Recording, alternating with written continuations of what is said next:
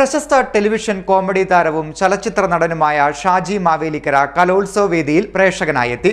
Mimicry മത്സരം കാണാനാണ് വന്നതെങ്കിലും മറ്റു വേദികളിലെ മത്സരങ്ങളും ആസ്വദിച്ചു. കായംകുളം MSM കോളേജിലെ പൂർവ്വ വിദ്യാർത്ഥിയായ ഷാജി താൻകൂടി അംഗമായ പൂർവ്വ വിദ്യാർത്ഥി കൂട്ടായ്മയായ സ്നേഹതീരം ഗ്രൂപ്പിന്റെ ഭാഗമായിട്ടാണ് പഴയ കൂട്ടുകാരോടൊപ്പം എത്തിയത്. പ്രശസ്ത ടെലിവിഷൻ കോമഡി താരവും ചലച്ചിത്ര നടനുമായ ഷാജി മാവേലിക്കര കലോത്സവ വേദിയിൽ പ്രേക്ഷകനായി എത്തിയത് ശ്രദ്ധേയമായി. മിമിക്രി മത്സരം കാണാനാണ് വന്നതെങ്കിലും മറ്റു വേദികളിലെ മത്സരങ്ങളും ഷാജി നന്നായി ആസ്വദിച്ചു. കായംകുളം MSM കോളേജിലെ പൂർവ്വ വിദ്യാർത്ഥിയാണ് ഷാജി. താൻകുടി അംഗമായ കോളേജിലെ പൂർവ്വ വിദ്യാർത്ഥി ഗ്രൂപ്പായ സ്നേഹതീരത്തിന്റെ ഭാഗമായാണ് പഴയ കൂട്ടുകാരോടൊപ്പം ഷാജി കലാമത്സരങ്ങൾ കാണാനെത്തിയത്. പണ്ട് കോളേജ് പഠനകാലത്ത് ക്ലാസ് കട്ട് ചെയ്ത് കായംകുളത്തെ കലാമേളകൾ കാണാൻ കറങ്ങി നടന്നതാണ് ഇപ്പോൾ ഓർമ്മ വരുന്നതെന്ന് ഷാജി പറഞ്ഞു. നാടല്ലോ, ഇവിടെ എന്ത് വിശേഷം നടന്നാലും നമ്മൾ വരുമല്ലോ. ഞാൻ MSM കോളേജിലാണ് പഠിച്ചത് എന്ന് പറയുമ്പോൾ നിങ്ങൾ വിചാരിക്കും ഏതാ MSM കോളേജ്, രണ്ടിനോടൊക്കെ ചോദിച്ചാൽ മതി ഏതാ MSM കോളേജ്, ചിരിച്ചടപാട് തീരും. അന്നും ഇവിടെ ഫെസ്റ്റിവൽ നടക്കുമ്പോൾ അവിടെ ക്ലാസ് കട്ട് ചെയ്തിട്ട് ഞങ്ങളെല്ലാവരും ഇവിടെയൊക്കെ വായി നോക്കി നടന്നിട്ടുള്ളവരാണ്. കംപ്ലീറ്റ് ആൾക്കാർ ഇപ്പം വലിയ മാന്യമായ രീതിയിലൊക്കെ നോക്കിയേ. അന്ന് ഇതൊക്കെ ഐസ്ക്രീം ഒക്കെ ഇങ്ങനെ കടിച്ച് ഇതിലേക്ക് നടന്നിട്ടുള്ള കക്ഷികളാണ്. അപ്പോൾ ഈ കലോത്സവം ഇതുപോലുള്ള വേദികളിലൂടെയാണ് ഞാനും വെച്ച് വന്നത്. വേദികളിലൂടെ എന്ന് പറഞ്ഞാൽ ഞാനന്ന് പാട്ട് പാടുമായിരുന്നു, കവിത ആലപിക്കുമായിരുന്നു, പിന്നെ ഇച്ചിരി മൃദംഗം വായിക്കുന്ന ഒരു അസുഖം ഉണ്ടായിരുന്നു. അപ്പോൾ അങ്ങനെയൊക്കെ കുറേ കാര്യങ്ങളൊക്കെ ചെയ്യുമായിരുന്നു. ഞാൻ ജില്ലാതലത്തിൽ പോയി, ലൈറ്റ് മ്യൂസിക്കിന് മാത്രം സ്റ്റേറ്റിൽ പോയി, ഒന്നും കിട്ടിയില്ല. അങ്ങനെ നിരാശനായിട്ട് പോകുന്നൊക്കെ. പിന്നെ ഞങ്ങളുടെ ഈ ഗ്യാങ് എന്ന് പറഞ്ഞാൽ എല്ലാ ആൾക്കാരെയും പ്രോത്സാഹിപ്പിക്കുന്ന ഒരു ഗ്യാങ്ങാണ്. ഗ്യാങ് എന്ന് പറഞ്ഞു കഴിഞ്ഞാൽ പറയാതിരിക്കാൻ പറ്റത്തില്ല. സ്നേഹതീരം എന്ന് പറയുന്നൊരു ഗ്യാങ്ങുണ്ട് ഞങ്ങൾക്കിവിടെ, വാട്സപ്പ് ഗ്രൂപ്പ്. ഞങ്ങളുടെ MSM കോളേജിലെ ബാച്ചുകളെല്ലാം വലിയൊരു ഗ്രൂപ്പാണ്. അപ്പം ഇതിൽ ഒരുപാട് കലാകാരന്മാരുണ്ട്. അപ്പോൾ അവരിൽ നിന്ന് ഏറ്റവും മുൻപന്തിയിലേക്ക് ഞാൻ വന്നതുകൊണ്ട് ഇവരെല്ലാവരും എന്നെ വളരെയധികം പ്രോത്സാഹിപ്പിക്കുകയും എല്ലാം ചെയ്യും.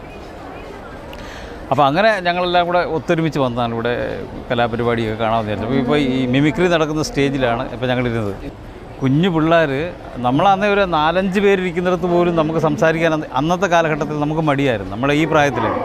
പക്ഷേ ഇപ്പോൾ വളരെ കൂളായിട്ട് അവർ വന്ന്, ഇനിയിപ്പോൾ 1,00,000 ജനത ഇരുന്നാലും അവർ വന്ന് വളരെ നിസ്സാരമായിട്ട് പെർഫോം ചെയ്തിട്ട് പോകുന്നുണ്ട്. നല്ല കഴിവുള്ള പിള്ളേർ. ഇത് എൻ്റെ സുഹൃത്തിൻ്റെ മക്കളൊക്കെ ഉണ്ട് അവിടെ. പക്ഷെ നമുക്കപ്പോൾ അങ്ങോട്ട് ചെല്ലാനൊക്കത്തില്ലല്ലോ.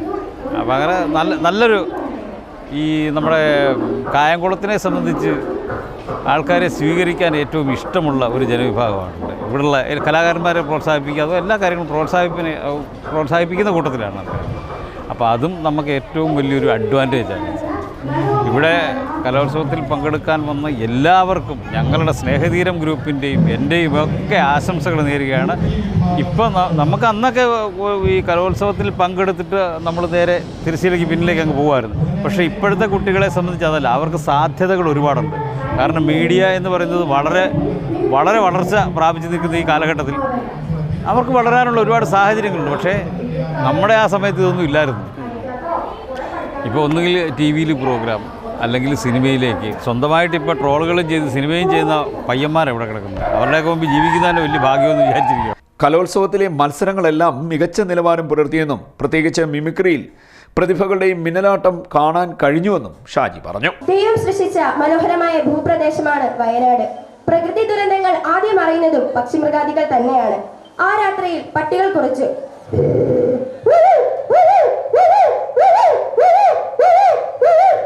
ആരോ കുറിച്ചുകൊണ്ടിരുന്ന പട്ടിയെ കല്ലെടുത്തെറിഞ്ഞു.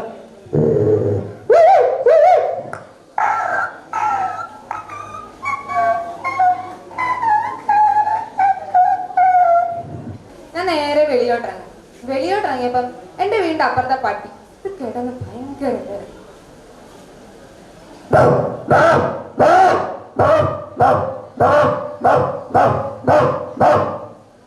അങ്ങനെ ഈ കോഴീനെ എറിയാമെന്ന കല്ലോണ്ട് ഞാൻ നേരെ പട്ടിക്ക് വെച്ച ഏറ് കൊടുത്തു. എന്റെ അച്ഛൻ പറഞ്ഞിട്ടുണ്ട് പട്ടിക്ക് ആൽഫബറ്റില് ഒരു ലെറ്റർ അറിയാം. ഏതാണെന്നറിയാമോ?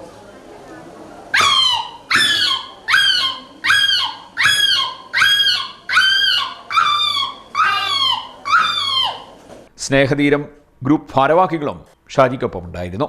CDNet news, Kayamkulam.